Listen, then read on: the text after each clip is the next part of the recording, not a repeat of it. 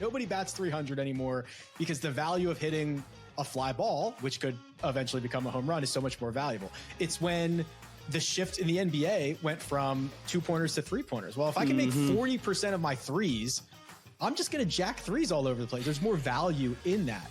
Well, there's more value in just like ripping driver most of the time. The Smiley Show, only on SportsGrid.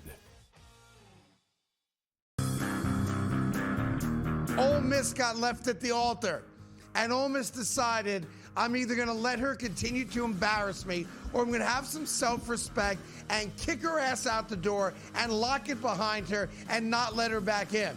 And that, for me, is the right thing to do. Lane Kiffin had the right to leave. Yep. He chose to leave. I wish you the best of luck. Not really. The Craig Carton Show, only on SportsGrid. You take a look at it, you say, all right, well, can they do this? But the one thing I know, every year I love the SEC championship game. Like this year, we're going to get a pretty good treat in the Big Ten because you have Indiana and Ohio State. But every single year, it's never like I don't have to watch that. Because the reason I bring that up is there's a game that's going to be on 8 o'clock that probably should just be played at midnight or 1 a.m. The ACC championship game. Like, things are not the same. The Early Line, only on SportsGrid. It's stunning to think that, right? And I had the over on the win total, or going into the year with the Patriots, was 8.5. I thought they could win 10 games. They've already won 10 games. And that is a stunning turnaround, to go from worst to first here. And they're not the only team that could do it. The Jaguars could do it too. They are right on that precipice here if they handle their business against the Titans the next couple weeks and, at least split between the Indianapolis Colts those two games. Fantasy Sports Today, only on Sports.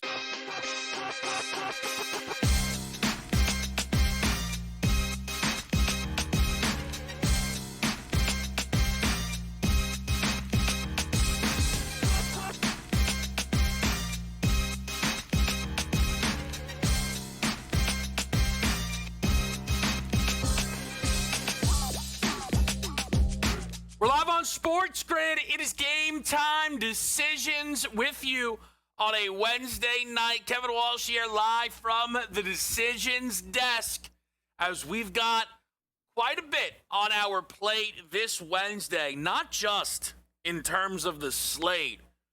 Big news day across a number of leagues. We will get there. We will get there. We will get there. The focus for bettors tonight, though, I think likely on the NBA Cup quarterfinals part 2. Yesterday, the Eastern Conference settles it up where now it'll be the Knicks and the Magic in Vegas. Winner will go on to the championship game, which will have a Western Conference team, one of 4. OKC Phoenix, Lakers Spurs, the Thunder tonight. 15.5 point favorites, a.k.a. Groundhog's Day. What else is new as it pertains to an Oklahoma City Thunder game? I'm involved with this game, and I am involved with Game 2, the Lakers and the Spurs in Hollywood. 7.5 point number, big time total. 20 points taller almost than its counterpart. Game number 1 tonight, 222.5. Game number 2 is 241 and a hook. You have no Victor Wembanyama. And I will just say, as I was, doing my daily peek around the Case and Wallace market, as I often do, Victor Wembanyama holding steady as option number 2 in the Defensive Player of the Year market is probably, it means that betting around him is worthwhile. Wemby tonight will miss as many games as he's played. He'll have played 12, he'll have missed 12. In order to be awards eligible, you need to play 65, 82 games. Wemby has no chance to qualify. None. Like, he can come back and you'd be like, oh, if he plays the rest of the season, that's not happening. And yet he has the second best odds. Probably because if Wemby plays 65 games, at some point he's going to just win the award 100%. But we're barreling towards a second year in a row where Wemby looks like a runaway defensive player of the year and then just doesn't meet the requirements to actually win that award. 3 ranked college games tonight, Purdue, Houston, and Nebraska in action, the most interesting of the bunch. Profiles as Nebraska, Wisconsin. That's a 1.5-point line for an unbeaten 23rd ranked Nebraska Cornhuskers. Interesting spot here. It looks like a short number on a home fave, which I think might lead some people to think, ooh, it's whiskey tonight. But we know home teams seemingly rule the day in college hoops. It's a fun game. Houston is laying 40.5, Purdue half of that at 20 and a hook against Minnesota. Now, there is some NHL, all right? And we can poke around that board as well. But I said it was a big news day across a number of leagues. Where do we begin? All right, so Sharon Moore fired by Michigan with cause. So that's muddied waters. The questions become who's going to be the next Michigan head coach. And, you know, there's some early questions. Kalen DeBoer loosely linked to that Penn State job.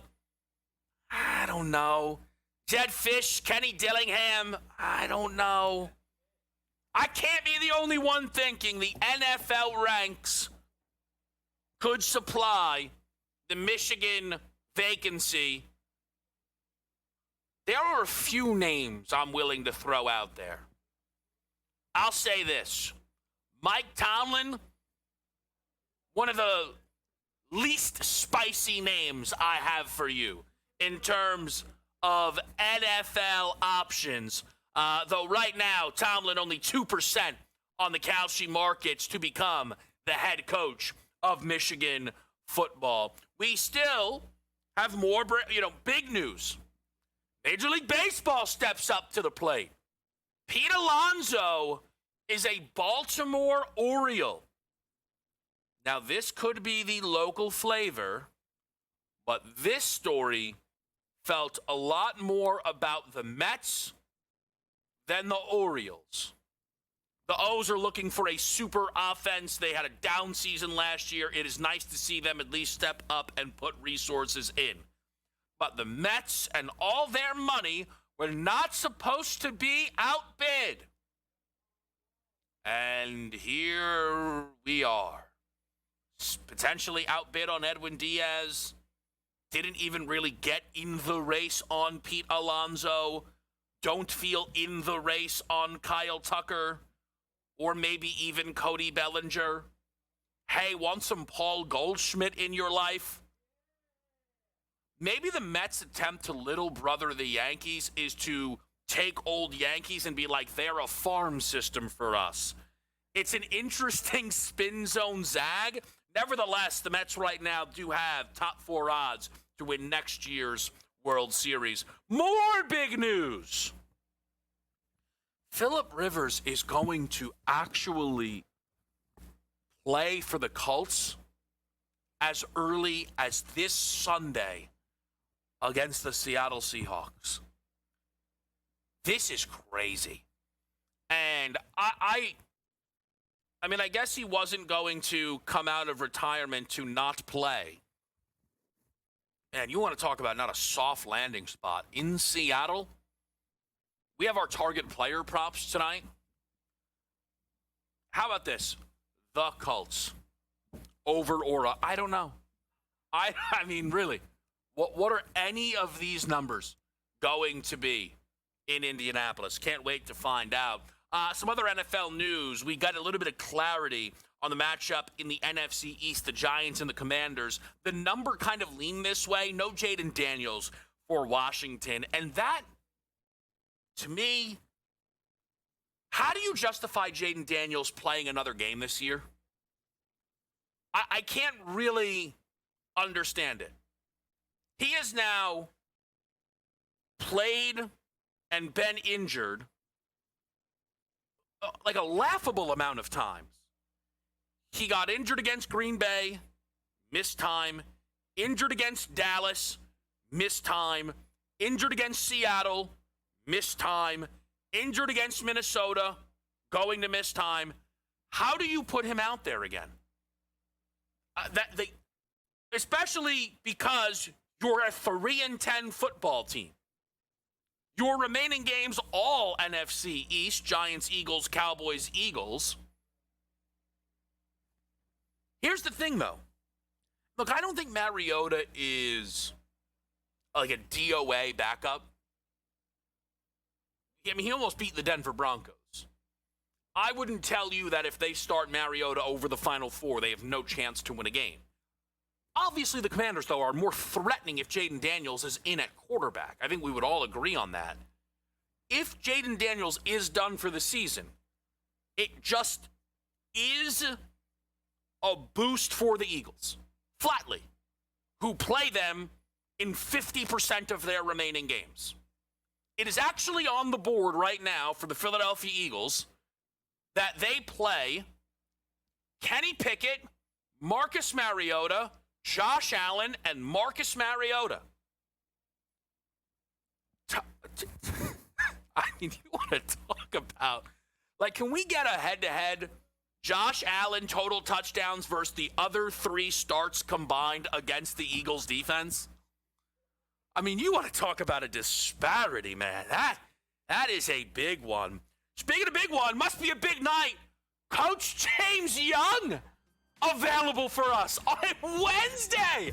Hot out of the gates, people. We'll be right back on Sports Grid.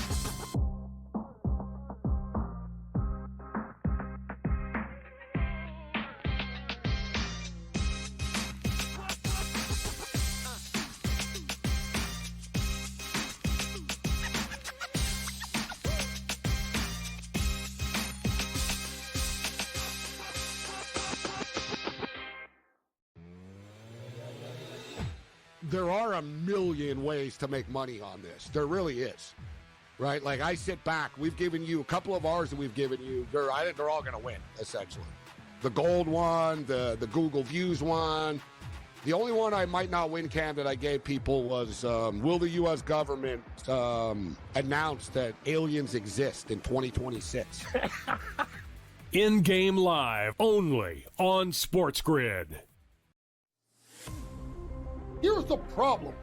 When Joe Dumars blows it up and trades Zion, who is going to give them anything more than 25 cents on the dollar for a damaged goods superstar who misses significant time, who doesn't love the game, but is built like a freight train? Problems are in New Orleans, and I don't know how it gets fixed. Pro basketball today, only on SportsGrid. You've got an 18-1-6 hockey team.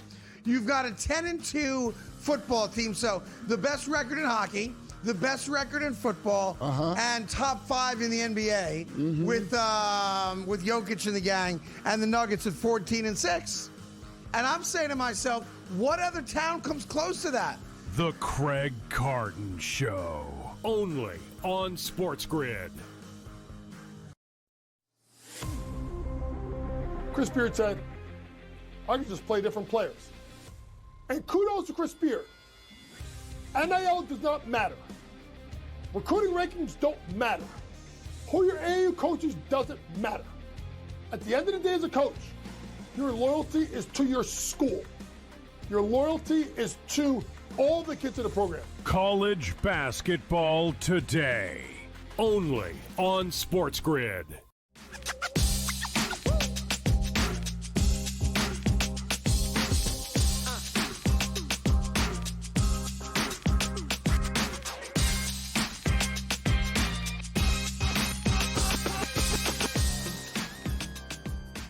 Folks, it's a Wednesday. It's a great Wednesday to be here. We've got best bets for everybody.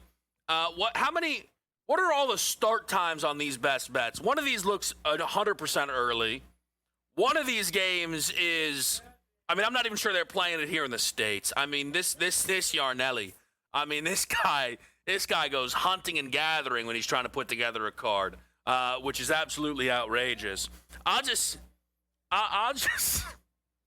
Double C went out there and found himself a college player prop parlay. I'm excited to give the people.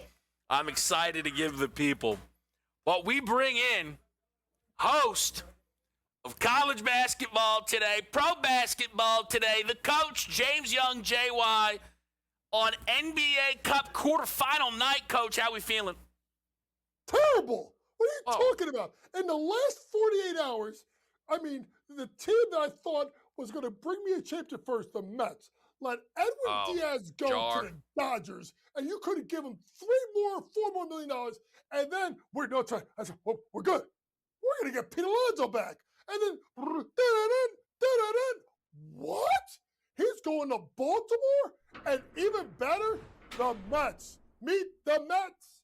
Meet the Mets. Step right up and take my Mets. Bring your kiddies. Bring your wife. Yeah. Guaranteed to have a miserable life. Jar. David Stearns.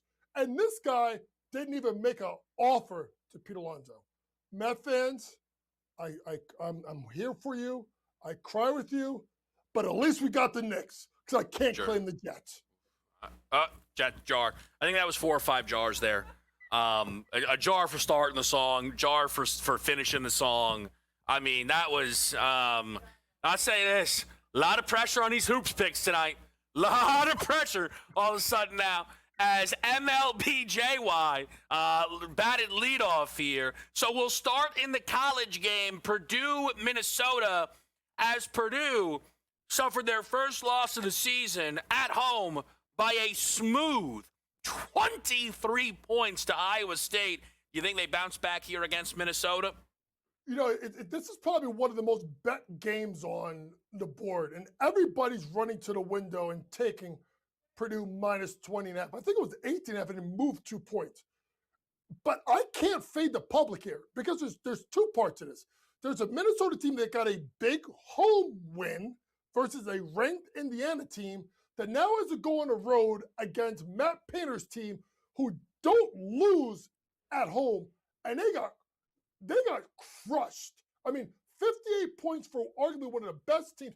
Fletcher Lawyer could have been on the Titanic. He still would have drawn water if he would have shot the ball. This is a bounce back spot for a Purdue team that should be in a bad mood after scoring 58 points. Lay the 20.5. If you want to take Purdue in the first half, be my guest. But I think Purdue gets right tonight versus the Gophers. Lay the points. All right, Jay White, let's stick college. There is a non-ranked game that is also catching your attention. 7 o'clock tip, little A10 action, I think it is. What do we got here?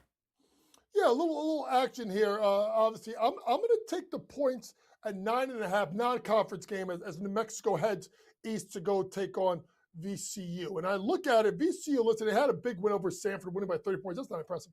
To me, Kevin, there's been a knock over the years of Rich Pitino and this New Mexico Lobos team and their ability to play on the road outside the pit.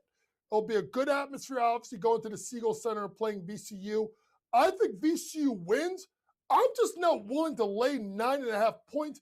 I think you look at a team like New Mexico, they have enough offensive firepower to stay in this game.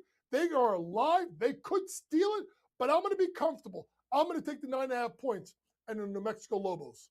I got a little college action myself that is off the ranked menu here. I'll just put these on the board quickly. I laid the 12.5 with NC State. I think this is a good spot for this team to really any way they like it. Liberty is a good offense, but a slower basketball team. I think NC State can get downhill on them, and it's a nice little buy low, sell high if you look in their recent games and how they performed against the number. And then I actually laid 18.5 with San Diego State. Ranked the top 50 team on Ken Pom. They ranked top 55 in both offense and defensive efficiency here. That 4-3 record doesn't do them any favors, but it might do us some favors here in market. Laying 18.5 against Lamar. I'm going to back SDSU on that big number. JY, with the NBA Cup tonight, there's a lot of excitement around, I think, the potential Thunder-Lakers matchup. How do you feel about OKC tonight, who will be laying 15.5 to a Phoenix Suns team without Devin Booker? Also, a Phoenix Suns team that only lost to them, I think, by 4 or 5 points about a week and a half ago.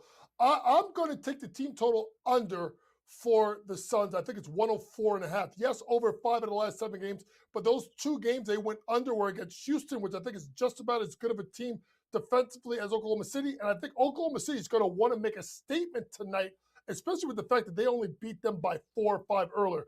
I'm going to go team total under the 104.5. And for the prop, I'm going to go Dillon Brooks under 18.5 points. 19 last time out, I understand. But now, with no Booker, you're now number 1 on the scouting report. I think it's going to be twofold. Remember, that's one of J-Dub's first games back. You're going to see Dillon Brooks struggle to score, and what you're going to get the best defense in the NBA. But you're also going to have Dillon Brooks dealing with guarding someone. Could be J-Dub, which means, in my opinion, you're looking at foul trouble. Under 18.5 points tonight for Dillon Brooks. To JY's point that the Thunder are the best defense in basketball, you know who leads the NBA in points per game over the last 2-3 weeks?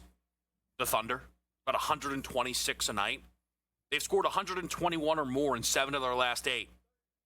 Give me the Thunder team total under 120.5. It's a cup game. It's a playoff game. This thing gets sneaky tight here. I don't mind JY's look. I think it's a lower scoring game. We're going to keep it under with OKC. We still got plenty to get to. We're going to put best bets on the board, get coaches' thoughts with Lakers, Spurs as well. My best bet will come from that game. We'll see what JY has. We'll see what the team has right here on Game Time Decisions.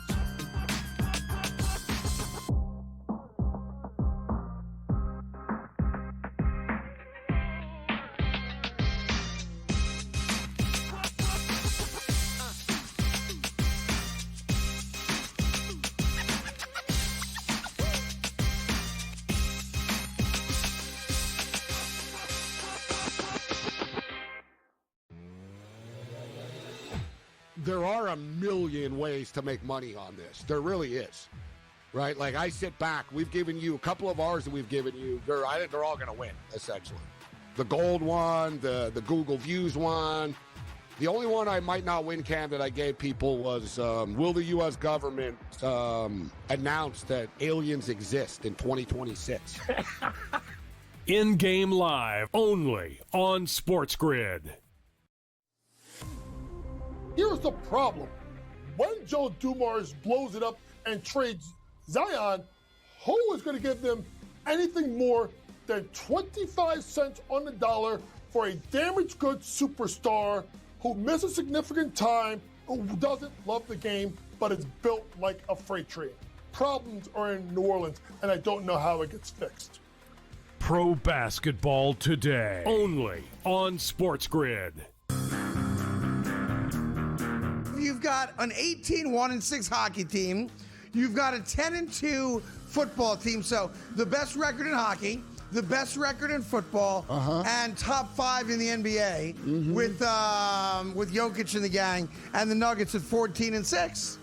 And I'm saying to myself, what other town comes close to that? The Craig Carton Show, only on SportsGrid.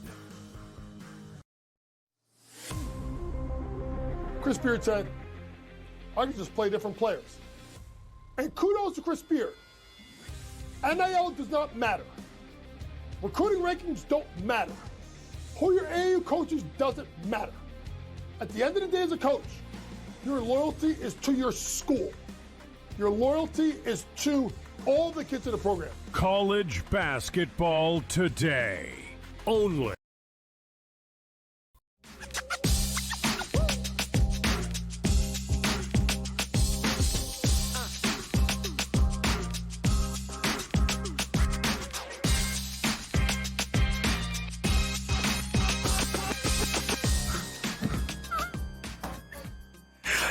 I want to make an analogy for you beautiful people. I want you to imagine Zion Williamson holding a press conference and going, I don't understand why I'm not in the starting lineup every night. And imagine the freak out that would happen. Imagine that. You'd be like, what do you mean? We want you, Zion, in the lineup every night. But you're not around Zion. Now, why would I tell that story? No reason at all. Coach James Young here with us on this Wednesday here.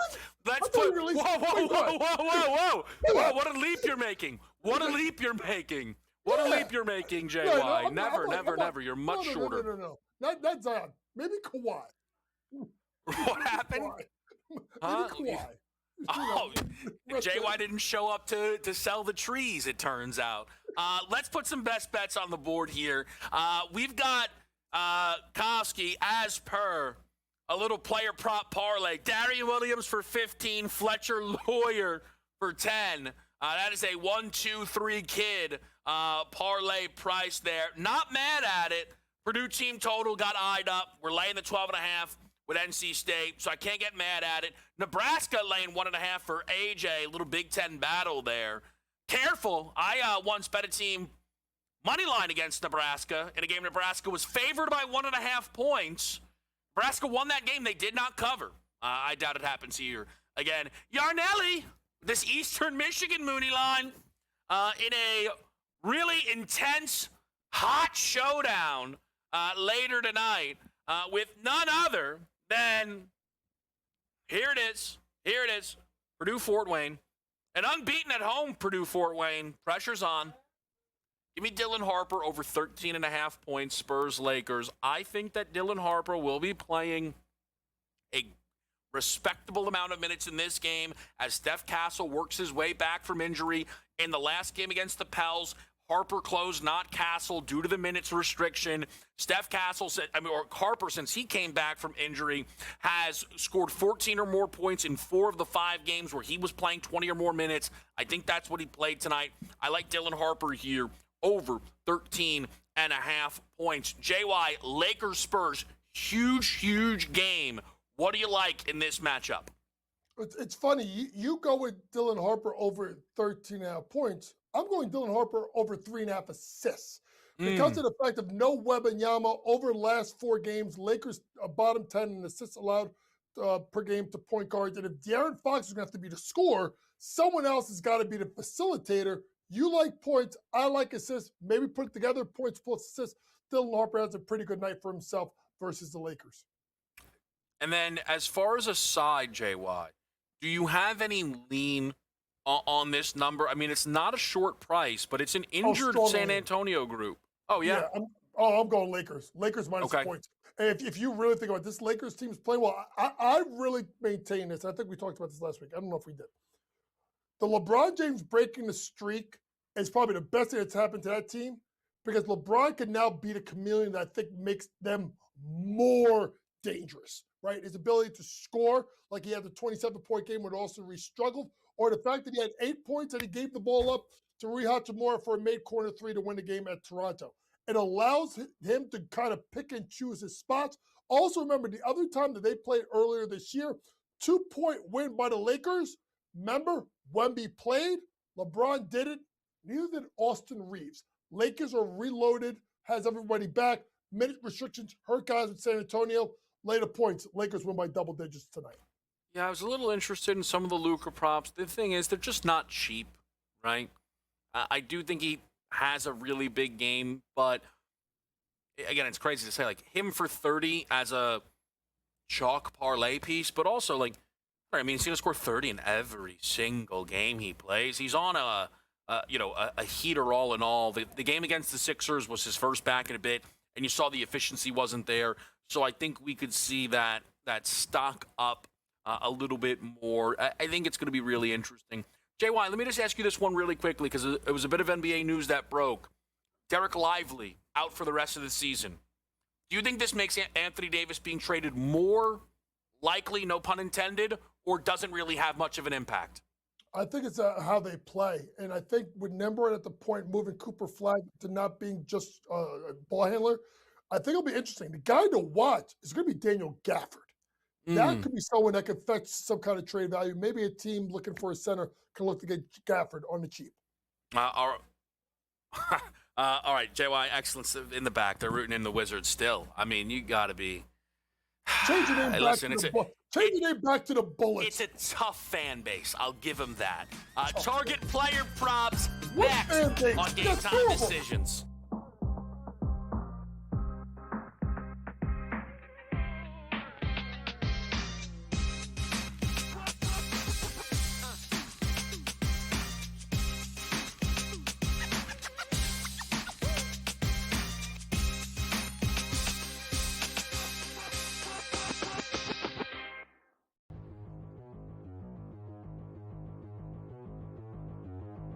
Let's play our game of buy or sell. The Lions will make the playoffs this season. Buy or sell? I believe that's what the computer tells us, right? They are almost exactly 50-50 to make the playoffs now after that win. Now, it's sort of the game I'm going to play here when we talk about the Cowboys making the playoffs. If you're going to put Detroit in, Craig, who are you taking out? All right? I mean, they're down, even with the win last night, they're not in the playoff spot right now. They're still the 8th seed here. You taking out San Fran? I mean, their schedule's cake. They should get in. Green Bay beat you twice. I mean, so you would probably need, for them to make the playoffs, Seattle's the other team, by the way, I think Seattle gets in. You would need Green Bay or Chicago, really. What they're ready for is one to beat the other. They do play each other twice, to beat them twice, right? They can't have a split here. They need either Chicago to beat Green Bay twice or Green Bay to beat Chicago twice, sort of eliminate the other team. So I am probably selling this. I do think there's a chance here. You look at the Lions' schedule, Pittsburgh, Minnesota, Chicago, the last two are on the road. Yeah, I think that I'm on board here with you. In the AFC, Detroit would be in. But in the NFC, you have to make a prediction to knock a team out. Now, like as an example, in the NFC East, could you see a scenario, George, where Philadelphia just completely falls apart like they did 2 years ago? Sure, but then they still would win the division. Like you really can't find a path for the Lions unless, for me, I guess the team that I would question the most to make it and knock them out would be the Bears. Like that would be it. It would be just the Bears playing the softer schedule. I know they beat Philadelphia last week, but I just can't do it right now. So unfortunately, this could be a 11-win season, 10-win season for Detroit without them getting in. I will sell. They will not make it. I'm with you here. Fantasy Sports Today, Friday starting at 3 p.m. Only on SportsGrid.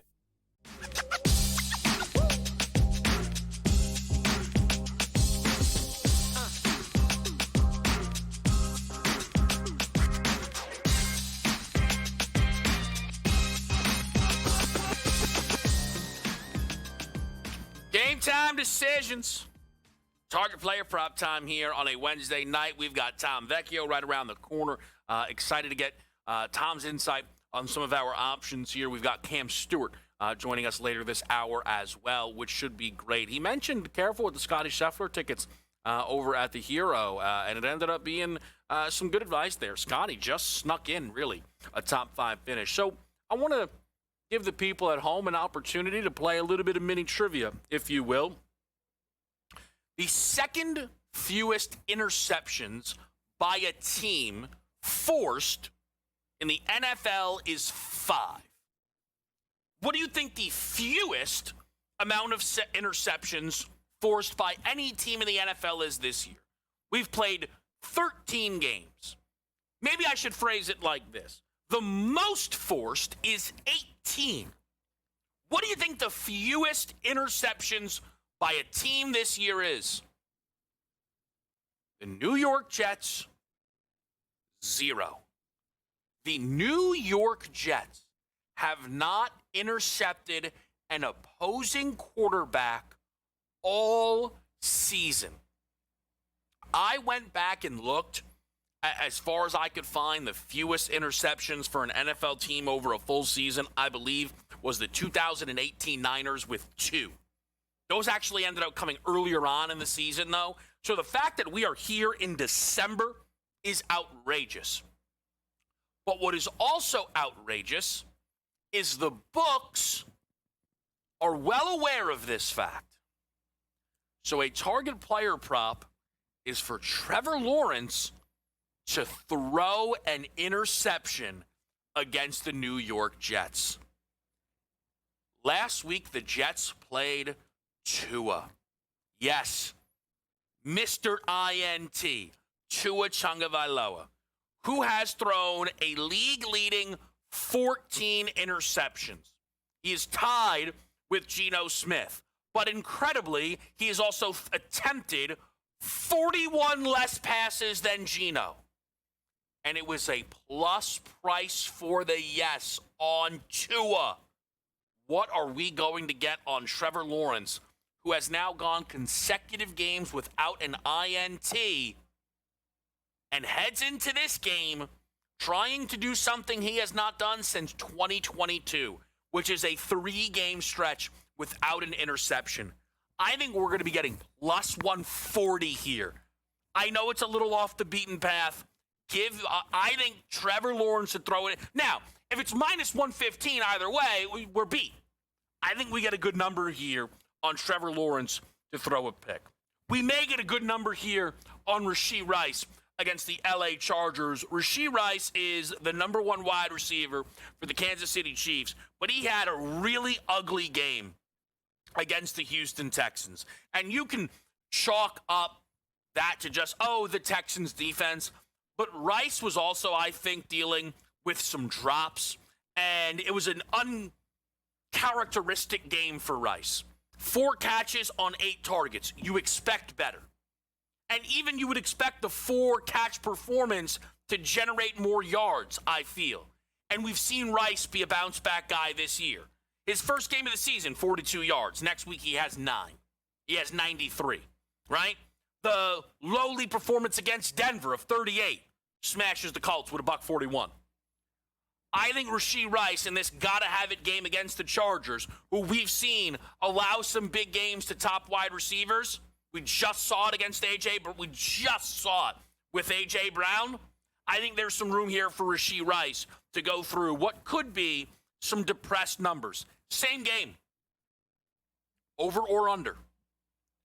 Omarion Hampton's rushing yards. Omarion Hampton's performance against the Eagles, I thought, was one of the most encouraging from a running back value perspective I've seen this year. If moving forward, I think Omarion Hampton is the guy. But I don't know how soon that happens. So against the Eagles, it's Hampton's first game back in months. And Kamani Vidal had just ran for 126 yards and a touchdown against the Raiders.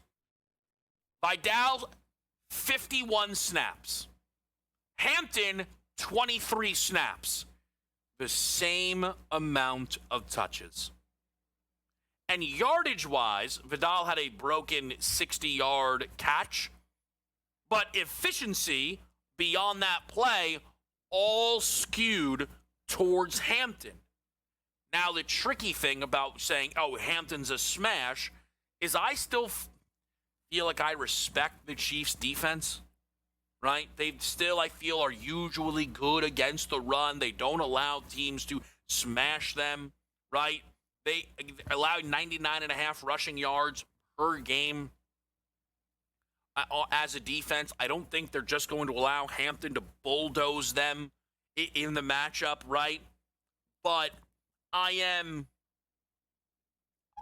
interested, but I don't know what that number is. It was in the low 40s against Philly. He finished with 56 yards on 13 carries. Is it higher than that? Probably, but by a lot? I don't know. What's interesting is, could we see Hampton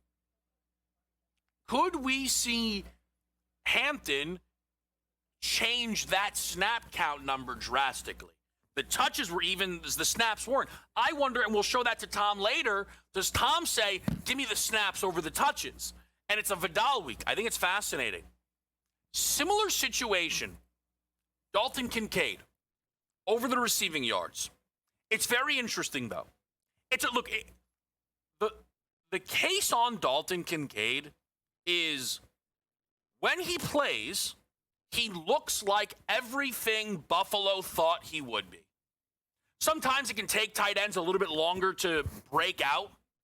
And in year number 3, Dalton Kincaid, right, in his first game, having 4 catches, 51 yards, 4 catches for 41 yards and a touchdown, when there was another tight end who had 93 yards and a third tight end that caught a touchdown, is impressive.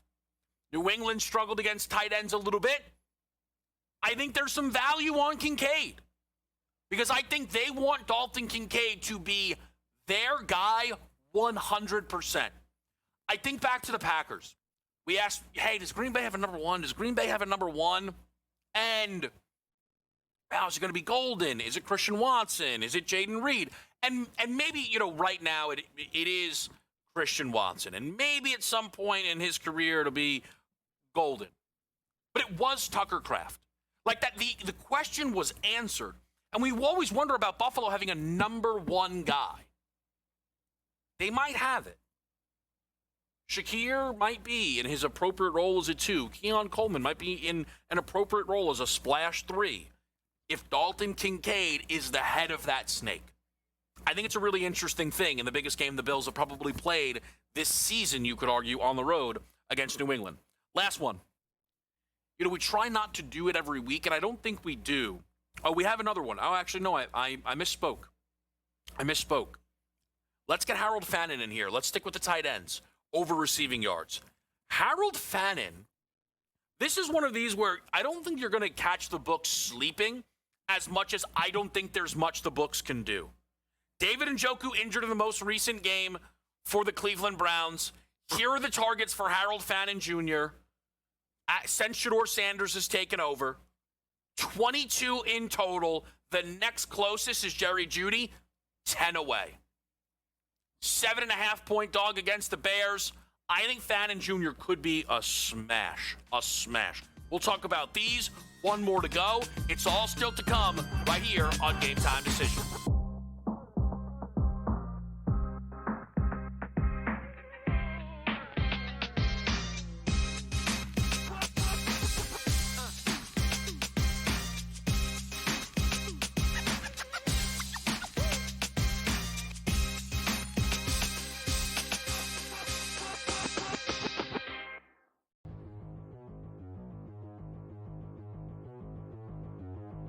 Let's play our game of buy or sell. The Lions will make the playoffs this season. Buy or sell? I believe that's what the computer tells us, right? They are almost exactly 50-50 to make the playoffs now after that win. Now, it's sort of the game I'm going to play here when we talk about the Cowboys making the playoffs. If you're going to put Detroit in, Craig, who are you taking out?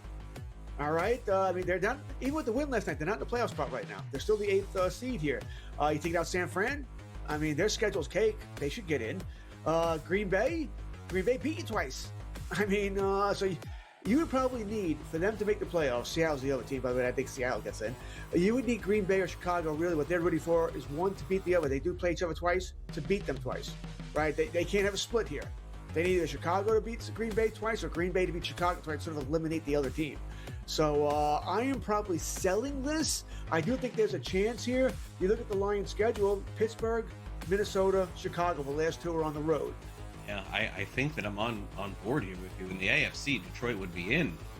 But in the NFC, you have to make a prediction to knock a team out. Now, like as an example, in the NFC East, could you see a scenario, George, where Philadelphia just completely falls apart like they did 2 years ago? Sure, but then they still would win the division. Like you really can't find a path for the Lions unless, for me, I guess the team that I would question the most to make it and knock them out would be the Bears. Like that would be it. It would be just the Bears playing the softer schedule.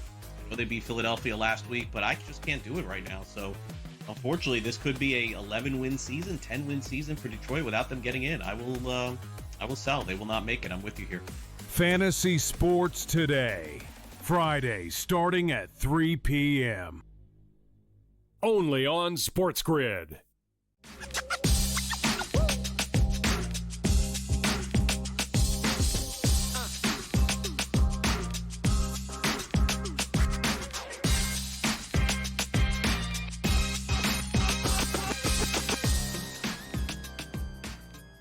Game Time Decisions. We are live on a Wednesday night. College basketball board off and running. It does include the Iona Gales, who I started this year blind betting, then accidentally forgot to bet them in a game they covered.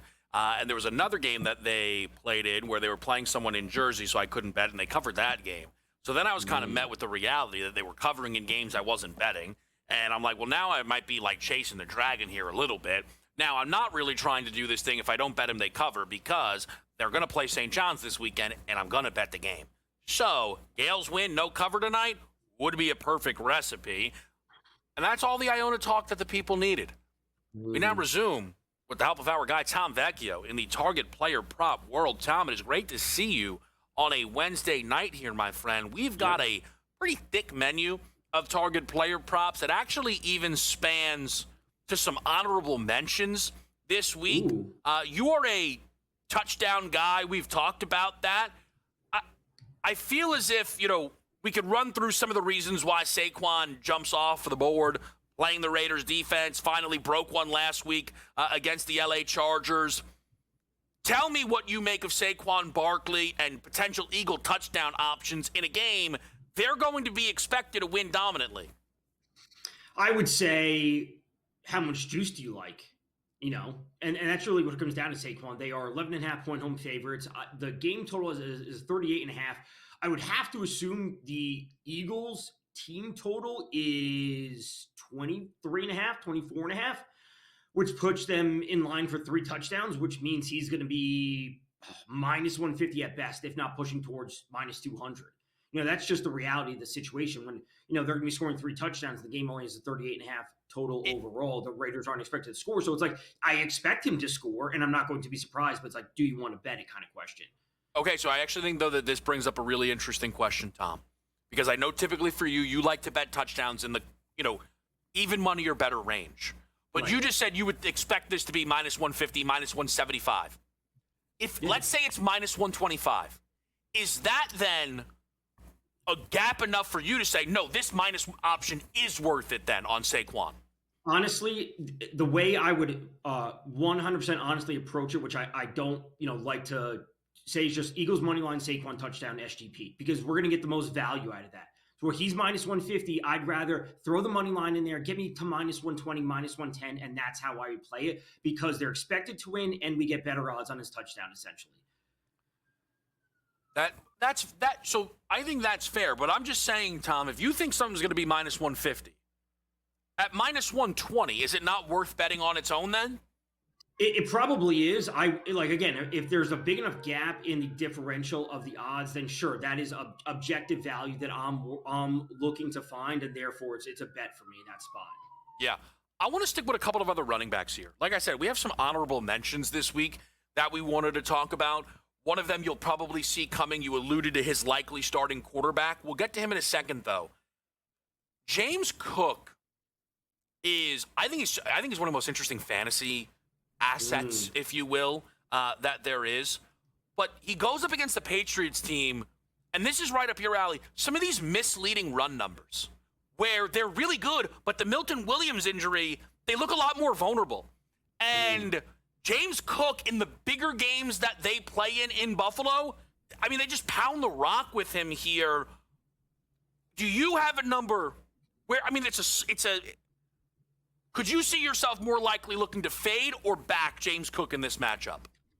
It would probably be back. I mean, last week it was 99.5 going up against the Bengals. It got up to 100 at one point. Like, it's a crazy number. Like, in those spots, it's bet the under or stay away. So I do want to back James Cook just because the touches will be there, but it's always going to be rushing plus receiving for me. And I know it doesn't play a massive role in the receiving game, but based on the way I think this game could go as we push towards the upper 40s of points, even maybe into the 50s, you give me a mid-90s or upper 90s combined number on Cook. That's where I'd have the most interest. I would say on board with Cook, absolutely. Okay, so let's stick maybe rushing, receiving then. We talked a little Amari and Hampton already. Yeah. So, Tom, I know one of these will speak to you, but I'm just not sure which. Hampton had 23 snaps. Vidal had 51 snaps. They had the same amount of touches. Is the idea Hampton's going to increase the snaps, keep or increase the touches, or hidden value in Vidal, because look how much he might be playing as Hampton gets back to full form? I think partially both things could be true. So seeing 51 to 23 in snaps and 69 to 31 in snap percentage, the touch per snap rate, it's insane, right? Ratio for Hampton is phenomenal. It's like through the roof. That is going to change where his snap rate will increase and his touches will decrease, but I still want to be buying into the talent that I believe Hampton is and exceeds Vidal. So I think you can find, honestly, value in both of them depending on how you approach it, because at the end of the day, the 70-30 split should be flipped. Like, that's what it should be. Hampton should be the lead guy. 2/3 to him, 1/3 to Vidal when it's all said and done. So if the touch ratio for Hampton decreases, but his overall snap count is increasing, this is almost a buy low opportunity for him. And I know you were talking in the last segment about the Chiefs defense. You may have to wait a week, but I'm on board with Hampton being the guy. There is another running back that we will get to, but I think the conversation, and maybe it won't, but it could take so long. I don't want to do it as we're this close to a break. I will ask you this then, Tom. And this is dangerous because you might call these numbers irrelevant, but listen, we can just go to war if we have to. Trevor Lawrence does not have a 3-game stretch without an interception since 2022. He has gone 2 straight without an INT. He plays the only defense in football that does not have an interception force this year. I think the number is going to be speaking to me. What do you make of Trevor Lawrence interception? Honestly, I can't tell you the last time I bet a QB interception prop, so that's one thing. Okay. As long as you're getting decent enough plus money on it, I think it's a fine bet to just make objectively. Obviously, the game script shouldn't put the Jags in the spot to pass the ball because they're 13.5-point favorites. He just may not need to. So you can make a good play on the number and still lose it, but I think it's a fine bet, objectively when it's all said and done. Tua was plus money last week, which caught me by surprise. Trevor has to be plus. We got a lot of good ones still to come right here on SportsGrid.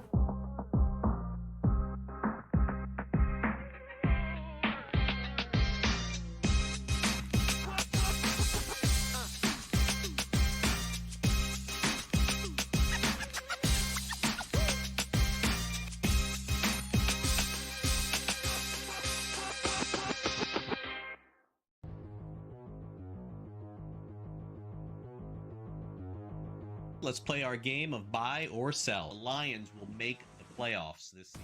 Buy or sell? I believe that's what the computer tells us, right? They are almost exactly 50-50 to make the playoffs now after that win. Now, it's sort of the game I'm going to play here when we talk about the Cowboys making the playoffs. If you're going to put Detroit in, Craig, who are you taking out? All right? They're not, even with the win last night, they're not in the playoff spot right now. They're still the 8th seed here. You take out San Fran? Their schedule's cake. They should get in. Green Bay beat you twice. So you would probably need, for them to make the playoffs, Seattle's the other team, by the way, I think Seattle gets in. You would need Green Bay or Chicago, really, what they're ready for is one to beat the other. They do play each other twice, to beat them twice, right? They can't have a split here. They need either Chicago to beat Green Bay twice or Green Bay to beat Chicago twice, sort of eliminate the other team. So I am probably selling this. I do think there's a chance here. You look at the Lions' schedule, Pittsburgh, Minnesota, Chicago, the last 2 are on the road. Yeah, I think that I'm on board here with you. In the AFC, Detroit would be in. But in the NFC, you have to make a prediction to knock a team out. Now, like as an example, in the NFC East, could you see a scenario, George, where Philadelphia just completely falls apart like they did 2 years ago? Sure, but then they still would win the division. Like you really can't find a path for the Lions unless, for me, I guess the team that I would question the most to make it and knock them out would be the Bears. Like that would be it. It would be just the Bears playing the softer schedule.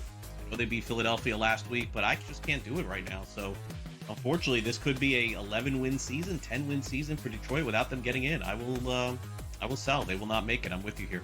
Fantasy Sports Today, Friday, starting at 3 p.m. Only on SportsGrid.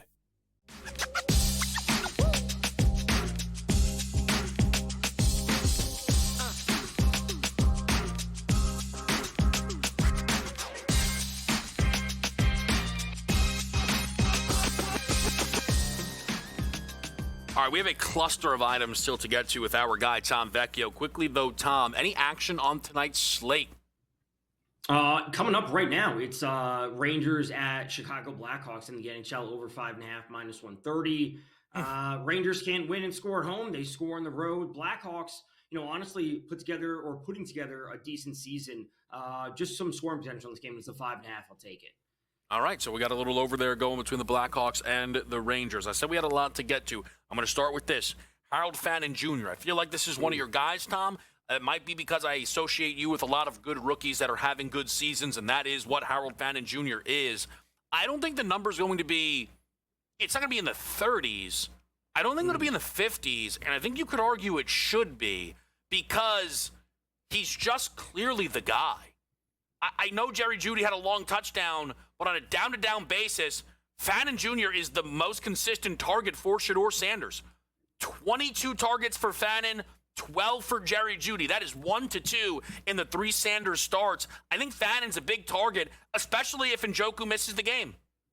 I would also agree with that. And, we're dealing with multiple things. We can't bank on what Sanders did in the last game as the standard going forward. That's number one. Number two, like you said, this number is never going to be out of control. It's never going to be in the 60s, or it would just be pure betting unders at that point because it'd be crazy. So it's going to be a relatively easy number. I will say the weather conditions specifically for this week, where they're going to be -10 or -20 with the wind in Chicago, is absolutely insane, and that should lean towards a more running game or short, quick passes to try and move the offense down the field, which should play into the wheelhouse of Fannin. So as long as the number is agreeable, the game actually should enable Fannin to do well considering the weather environments. One more AFC North item here, Zay Flowers. The yardage and receptions, it just does not lead to touchdowns. But some of that is his quarterback, who was a passing touchdown machine, has still only thrown 1 in his last 4 games. Is Zay Flowers, because I'm sure he's someone that maybe catches your eye from a workload plus price perspective, what would you need for Zay Flowers up against a Cincy defense that gives up a ton of touchdowns? In terms of his touchdown odds, I mean, you gave me plus 150 or better, I'll take it on. I think that's where it should be, around Zay Flowers, combined with Lamar's inefficiency. And granted, some of it's not Lamar. Like, Isaiah likely had, 2 touchdowns over the past 2 or 3 weeks, whatever it is, if he held on to them.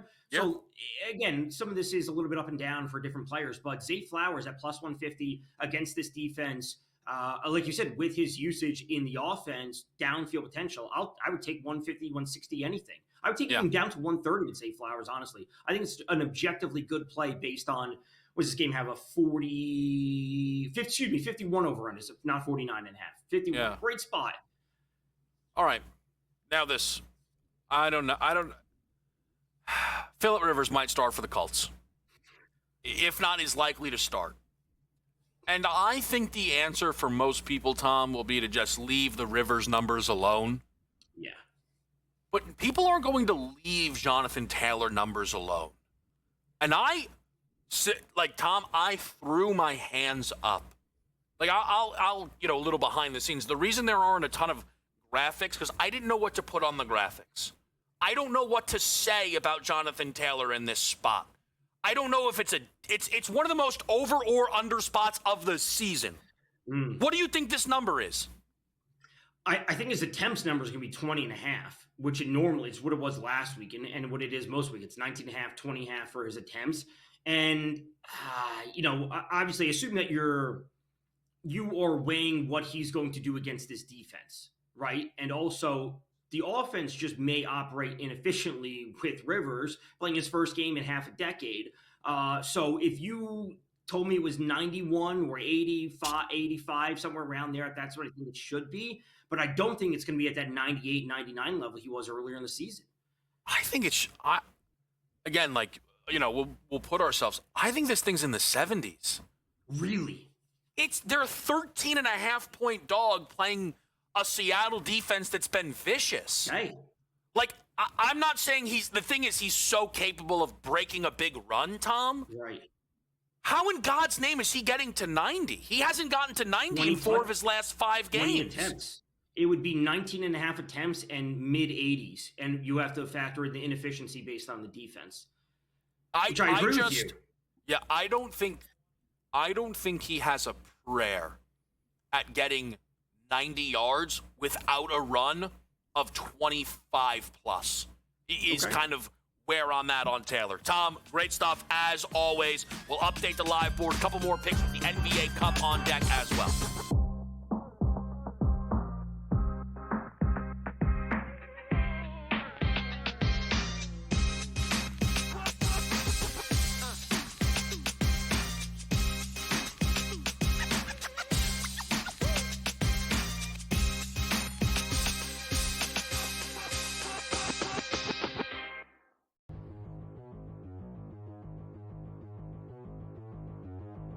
Let's play our game of buy or sell. The Lions will make the playoffs this season.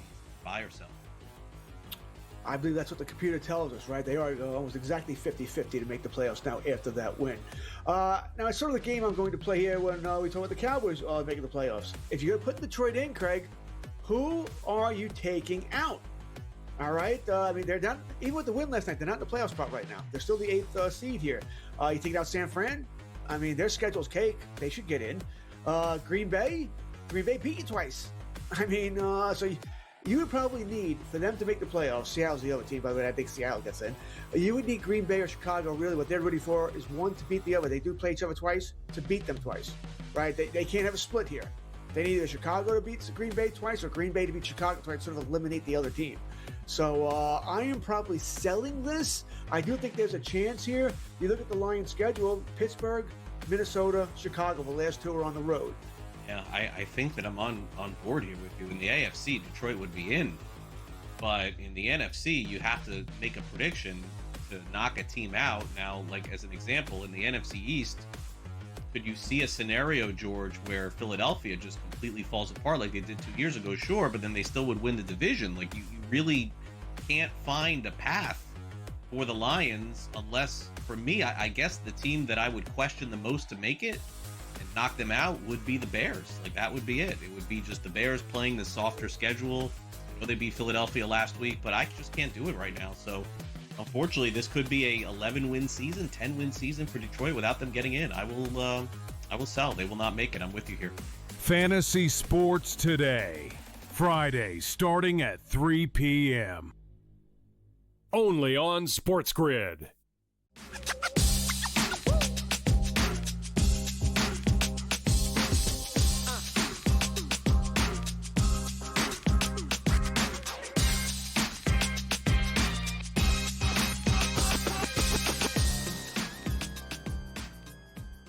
All right, we're live right here on a Wednesday night. Couple of things to get to. I'll just start with this. The NBA Cup matchup between the Thunder and the Suns is going to get underway. I'm going to take a stab at a team total under for OKC at 120.5. This team has been outrageous, don't get me wrong, not just defensively, but now offensively since November 20th.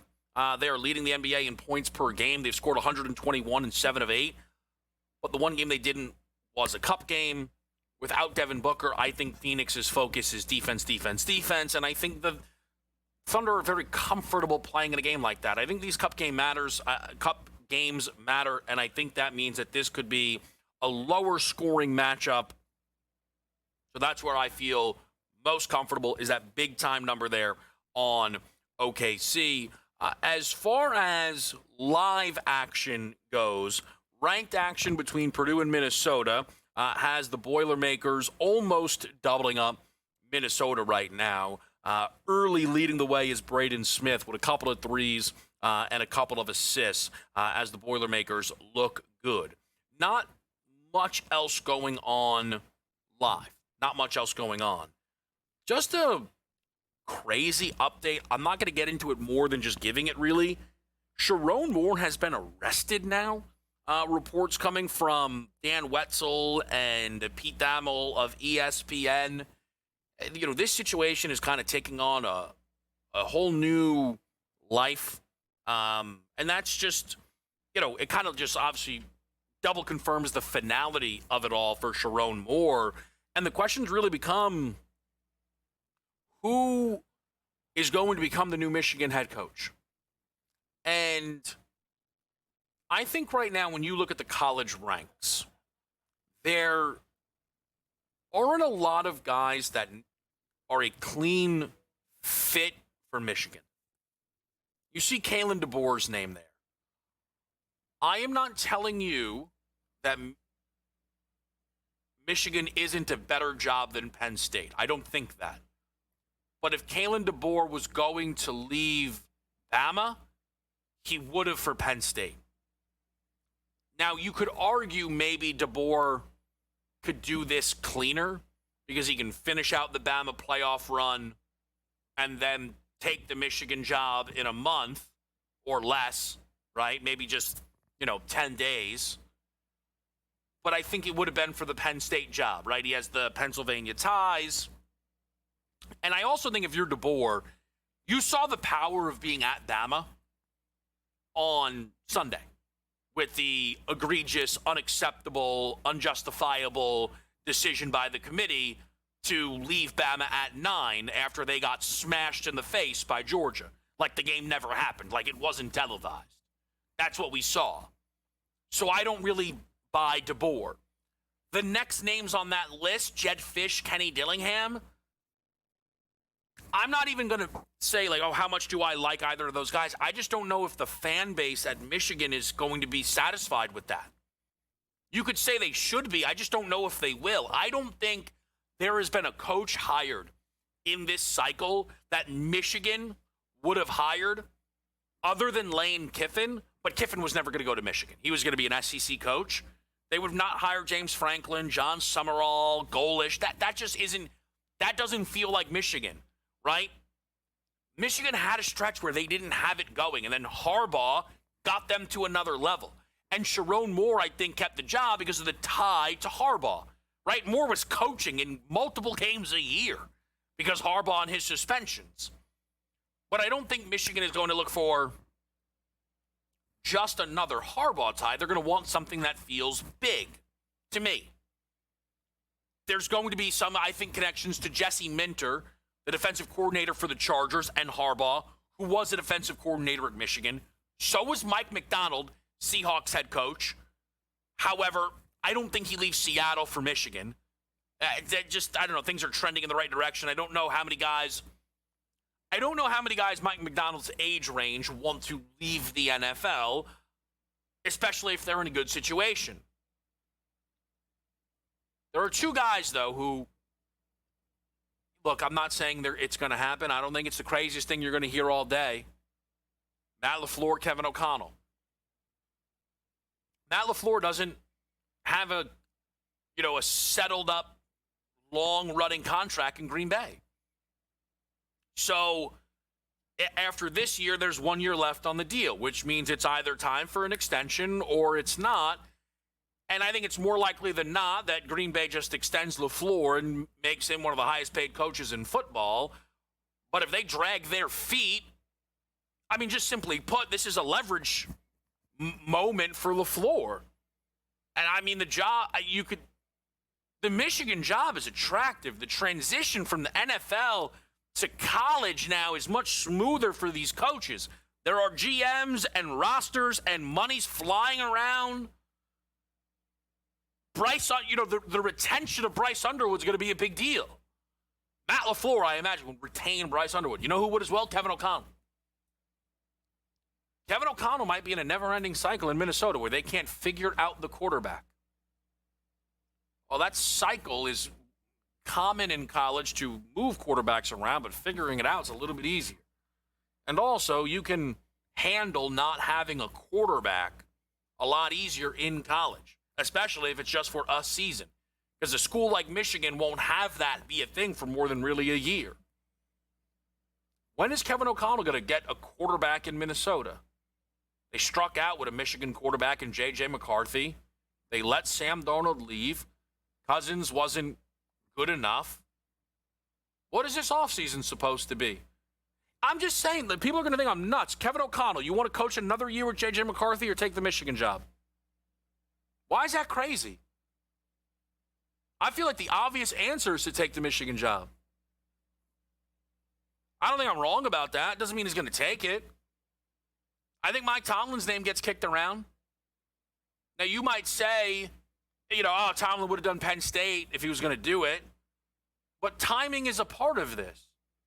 Michigan isn't in a rush. Well, that's not true. The portal stuff. So Michigan might be in a rush, actually, because of the portal.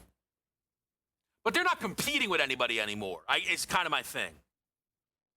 So if they were going to pull an NFL guy, I mean, they got all the time in the world in that respect.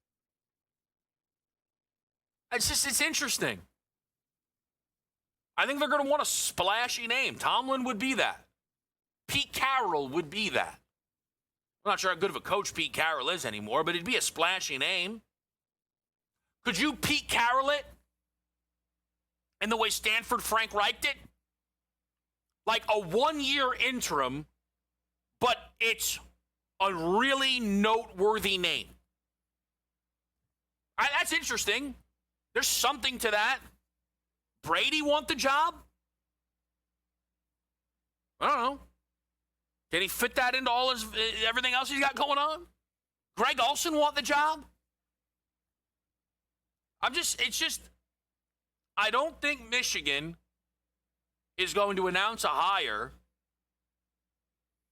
When Michigan announces their head coach, and I have to tell my dad, I can't imagine. He goes, now who is that?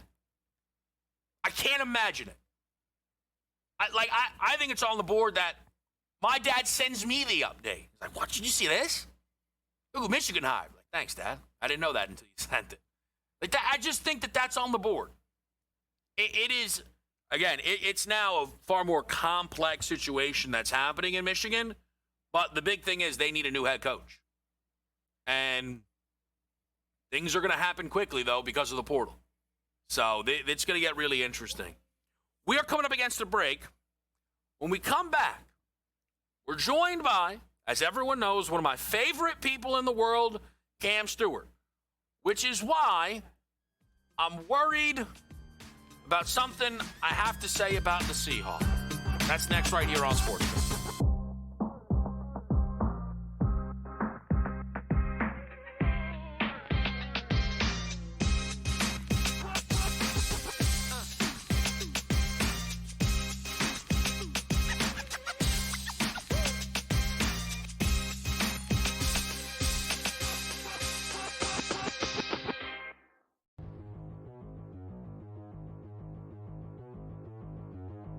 Let's play our game of buy or sell. The Lions will make the playoffs this season.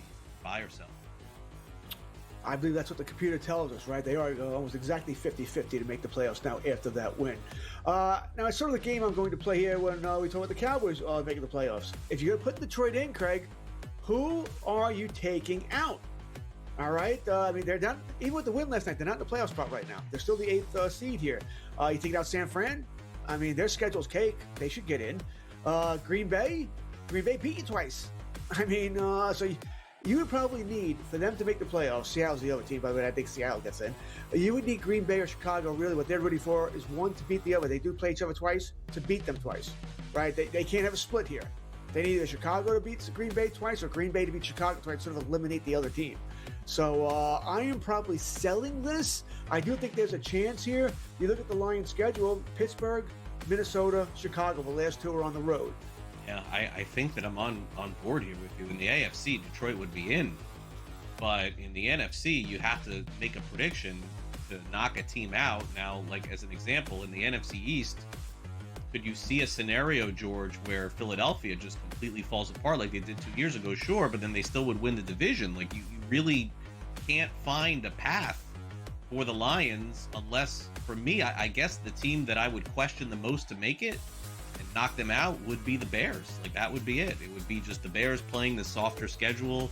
I know they beat Philadelphia last week, but I just can't do it right now. So unfortunately, this could be a 11-win season, 10-win season for Detroit without them getting in. I will sell. They will not make it. I'm with you here. Fantasy Sports Today, Friday, starting at 3 p.m. Only on SportsGrid.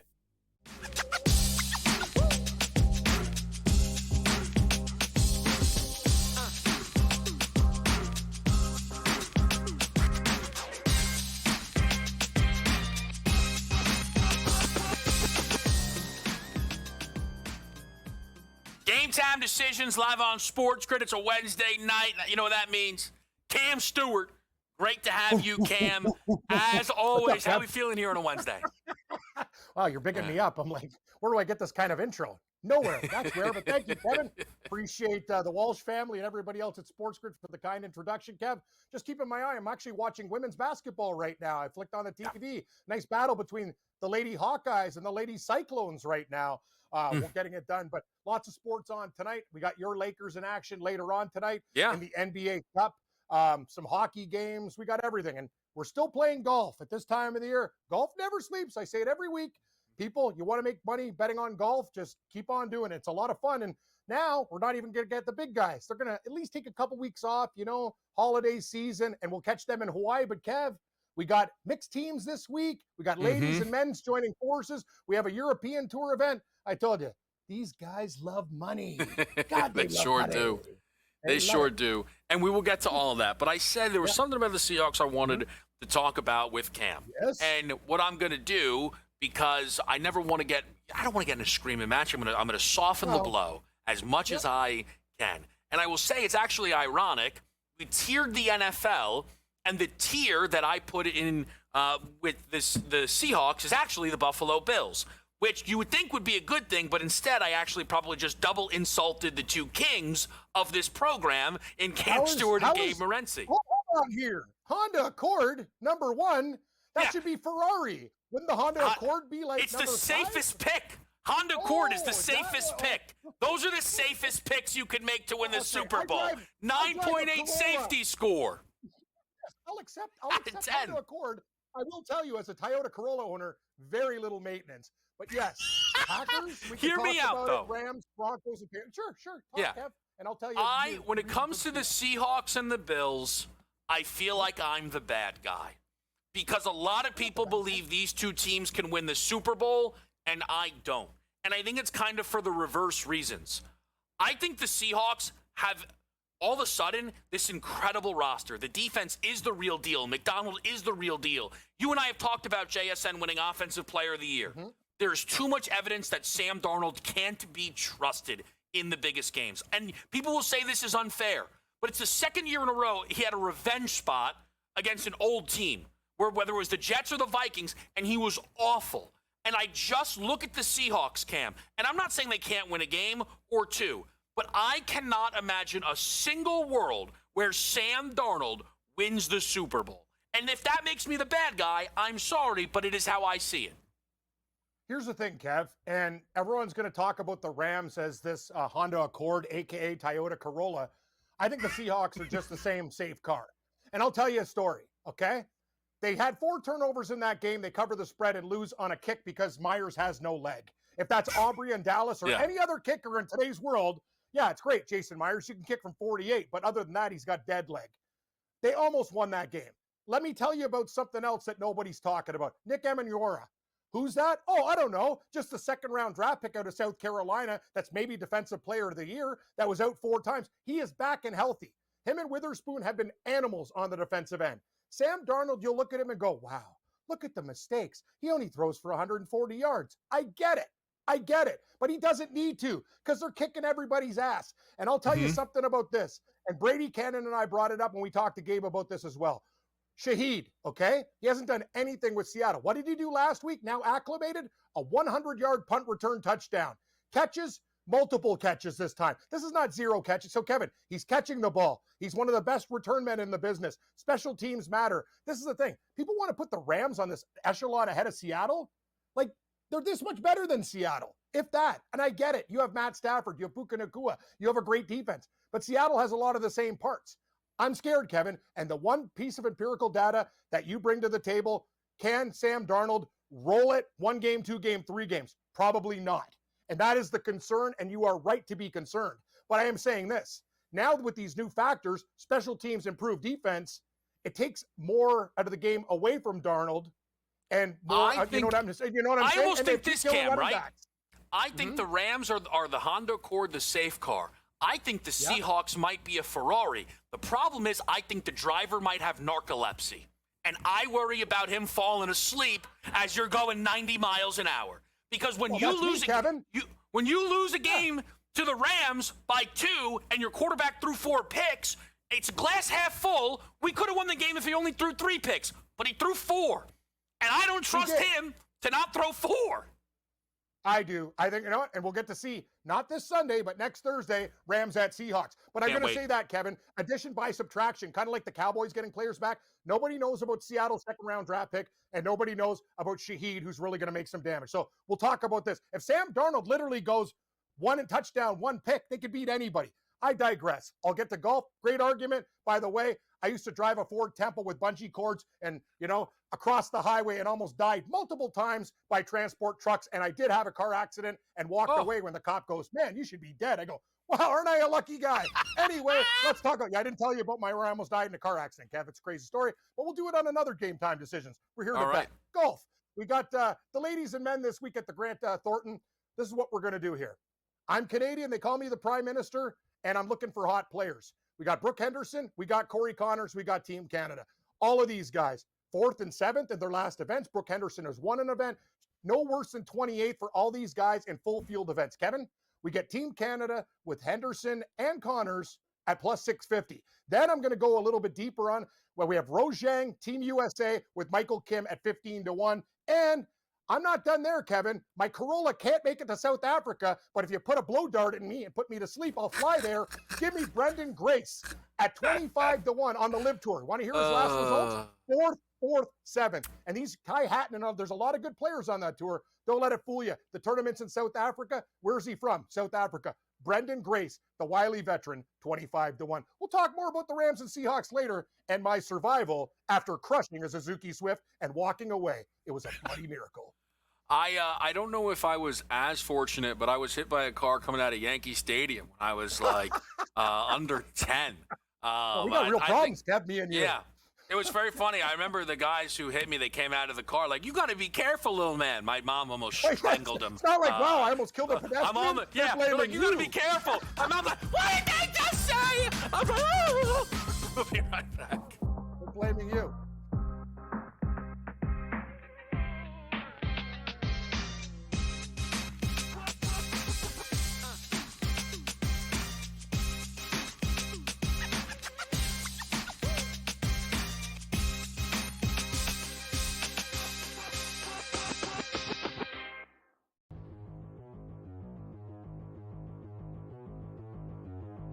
Let's play our game of buy or sell. The Lions will make the playoffs this season.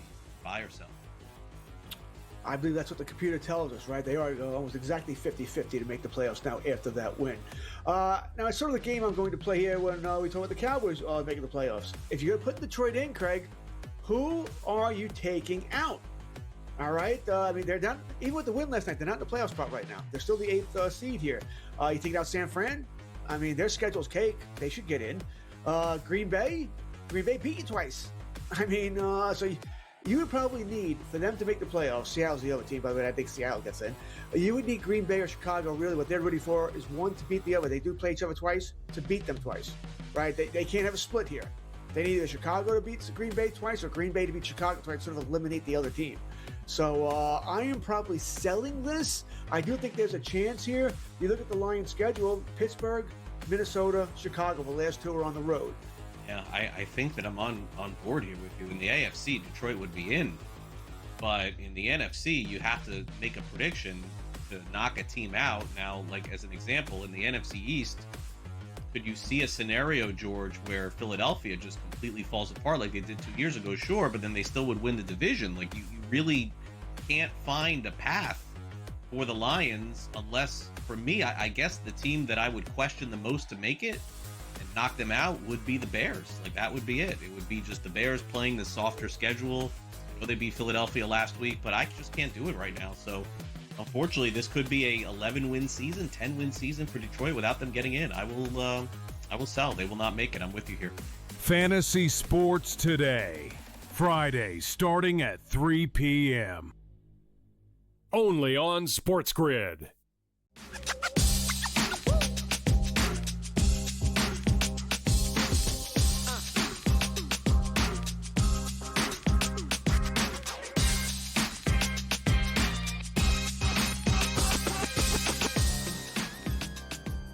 $100% selfish pie. 100%. People say, what is he talking about? Who could he possibly be mad at? I imagine in the back they're thinking it's one of them. They'd be right. Now, we maybe already had some tension in the back, so I don't want to add to it. I want a friendly environment here. But all I'm going to say is, I'm busy here. We're doing a good thing. I didn't have time to eyeballs up on NC State Liberty. I laid 12.5 with NC State. It's 45-19. I would like to, alert. Alert, alert. Someone alert me. I mean, Darian Williams, he's got 4. He's 1 of 6. He's going to have to wake it up. He's going to have to wake it up. What's Fletcher Lawyers at? 5. That's not bad. I think that's halfway home. Anybody like a Purdue live team total? Ooh, could be some live NC State shoot, though, according to sources. According to sources close to the program. Could be worth a look. Live board might be calling your name. That's where I'm going to watch in-game live, right after game time decisions. Yeet. Let's get the rest of these. Hold on a second. Hold on. What's the score in this? Oh, boy. Okay, she's got 24 already.